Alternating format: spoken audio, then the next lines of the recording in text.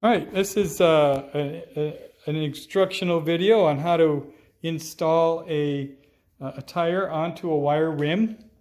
There's actually some advantages in that you don't have to worry about popping the bead seal.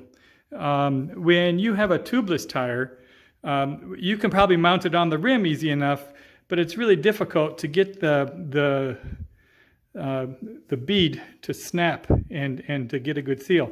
You don't have to worry about that with an inner tube, because the inner tube is what's going to hold the pressure of the air. And so once that gets to a certain pressure, the bead will snap right up onto the edge, and you won't have to worry about that. So the first thing I recommend is get yourself a horse blanket, or I suppose you could use a beach towel. But if you were to start banging on this, which you have to have a little bit of brute force. This edge down here might cut through a beach blanket, but a nice thick horse blanket or a wool blanket, a navy surplus blanket or something like that. A good thick blanket would be really helpful. The idea there is you could probably just do it on the garage floor, but we just painted this, so I don't want to lose any of the paint, and I want it to stay in good shape. So working on a horse blanket is first step. Second thing you need to look at is it's about geometry, right? So this circle is smaller than the outside here. So you need to get this inside circle inside this lip right here, right? And so the trick with that is, well, how do I get something that is smaller than this to fit on there? And so what I'm going to do is I'm going to show you really quick an example of how to get something smaller onto something larger, right? Can you hold this? Just right here. All right. So imagine this is the rim. This is a mason jar lid, right? And this is the wheel. You can see the wheel fits inside there, right? And it's exactly the same kind of thing. You want the bead to fit inside the rim. In order to get that over the top, see if it's just a circle, it won't. But if you squeeze it, you can see how it gets wider, and then you can pass this through and then get it in there. That's what you're trying to do here.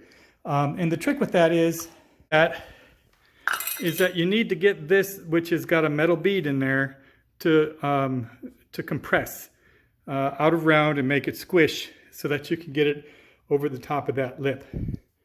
So that's where we're going with this. First thing you'll need is some tools. Let me lay them out here for you. You'll need a crowbar, nice crowbar. Make sure that all the edges are rounded off. You don't want any sharp edges, cutting any paint or ripping any rubber. If you'll need, I like to use a long standard screwdriver. Again, I've used this for this purpose, and it's gotten kind of worn, so it's nice and smooth. There's no sharp edges on this. When you look at the rim, make sure that if it's been used before, if you have any of these tire balancing weights, to go ahead and pull those off. You'll probably need a goofy pair of pliers. This is actually a set of pliers I use for that, but these are made for servicing jet engines. These are for safety wire. But if you have a nifty little pair of pliers that you can use, that makes it easier for you to pull off the wire weights. This has a little hook and everything and a little hammer on it. Makes it real easy to pull those off. You'll also probably find that you'll need a good strong hammer, a little stronger than a typical claw hammer. This is going to give you a little bit more to be able to tap it through and force things where you need them to be. So the trick with the wire rims is before you can put it all together, you need to protect the inner tube against these spoke nuts, right?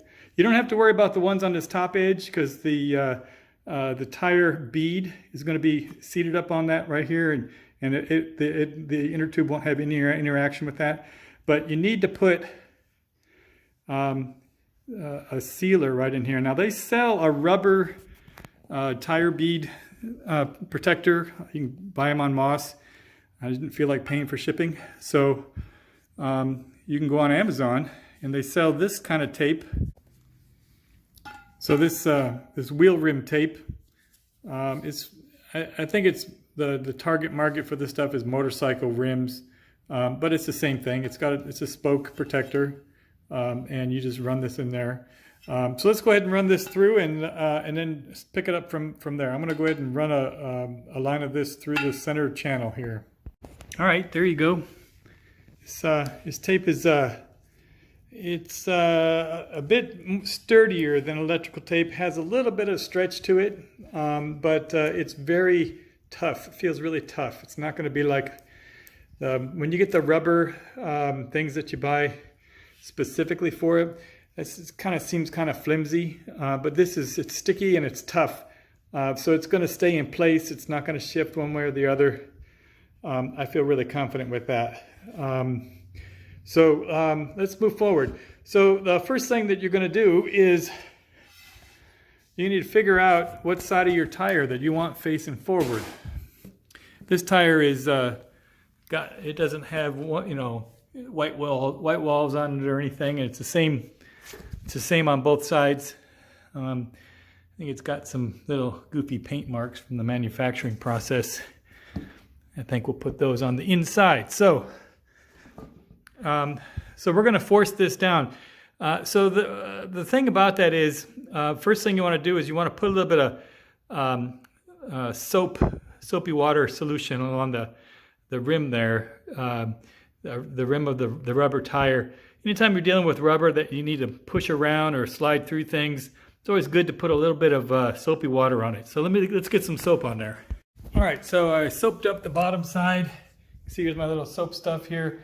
You want to put it so that it's nice and slippery. Not just a little bit of soap, but plenty of soap in there, because you want a good slippery surface. So you might be wondering, when do you put the inner tube in? So at this point, you don't want to put the inner tube in there because you don't want to take any chances of popping it or scratching it or scuffing it or anything like that. So we're going to go ahead and push this bottom bead in there. And the idea is that you want, I don't know if you can see it as you're pushing it, you want it to be out of round. You want to make it stretch so that this bead here becomes flatter and less round. And that will make it wider so that it will slide on. And the other end of that is you want the bottom part of the bead to go into the deep channel. Once it gets past the deep channel, it'll have some room to go. So you just need to kind of work it around and push it in, and you'll get that. The bottom side of the bead is the easiest part. So I'm going to go ahead. It's a kind of a two-hand thing. I'm going to go ahead and keep pushing it with my hands, and we'll get that in there, and I'll explain a little bit better. Okay. So you should be able to just to keep pushing it in, and you get it to the point where you'll be able to see the bottom thread falling into this groove right in here. See that right in that groove right there? All right. And it'll slide right in. I don't know if you can see from that perspective, but it's moving in here and it's getting down in there. All right. So now I've gotten to the point where that's about as easy as you can get with the easy part. I'm going to take my crowbar in here and I'm going to grab the center and I'm just going to push it in. I'm going to pull it like this on the edge. You'll see it'll fall right in there. Being real careful not to mess up my paint job.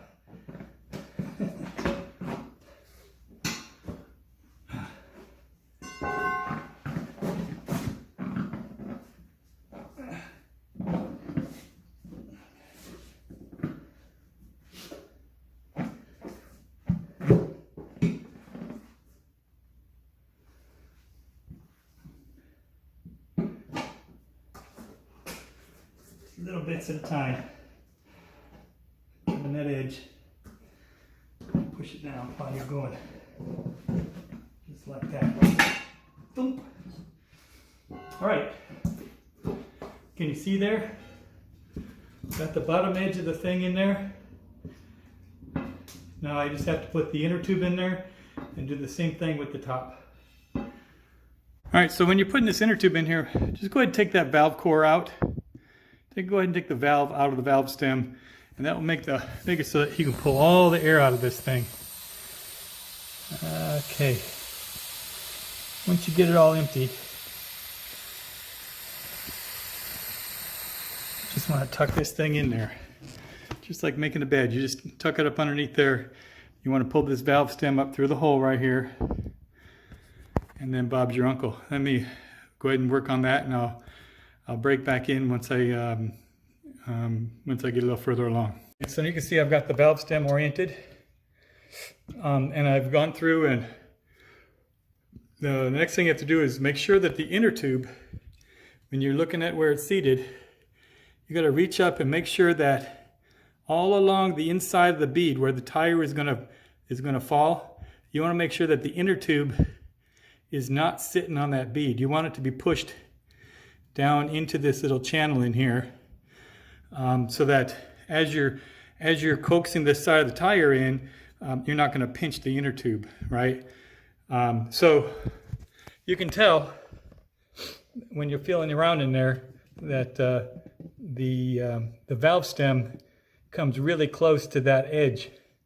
So when you're setting up this side of the bead, you want this end of the circle to be the last thing that falls in, because that will make sure that you're not going to grab the valve stem up underneath this bead.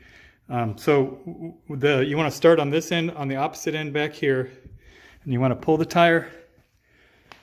I'm going to pull the tire up like this so that you can get more of it accessible down there, and you can see there's the edge right there. And so we're going to put some soap around here, and we're going to start from this end with this tire up like this on this end, and then we're going to start sneaking it in under here to make sure that we don't pinch that inner tube as we push that bead in there. All right, so you see I got soap up in there. I've started the back side, keeping my feet in pressure on the edges. I want to keep this bottom side in that groove down there, and with my long flat screwdriver, I'm just going to start grabbing edges here. You see that? You coax it around.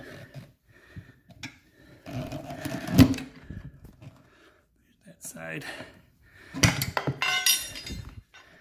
All right, going back to two hands here, so I'll catch up when I get done. But you get the idea. You hold it with your feet, with your heels back here. You just make sure the back side of that lip is in that groove, and you'll be able to coax it all the way around and pop it last place where the valve stem is. Okay, got it all the way around. Just got this last little piece right here left. You can see how I've got this back part down in the channel.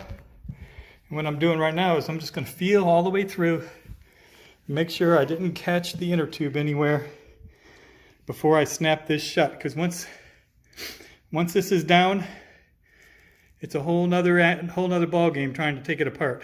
So I should be able to just to give that a tap with the hammer, or even just the heel of my foot, and it will pop in place.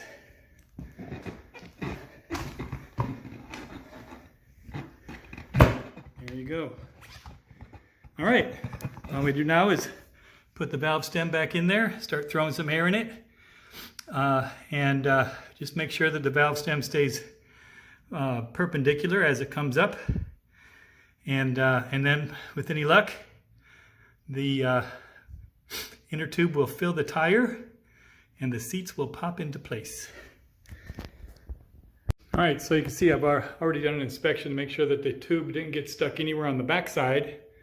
The front side I've already done. I'm going to go ahead and let you watch as this bead pops in place. This compressor makes a little bit of a noise, but you'll see what I'm talking about. This bead will come right, snap right into place.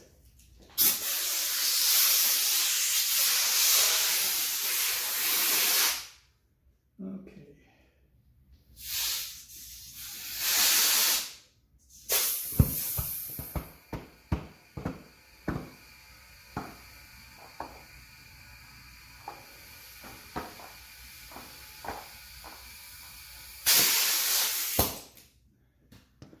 There you go. See how that works? Don't have to worry about that at all. Now I'll just check the pressure and we'll be good to go. That is how you mount a tire, one man, with just hand tools, a little bit of soap. Easy peasy. So go change your tires. Cheers.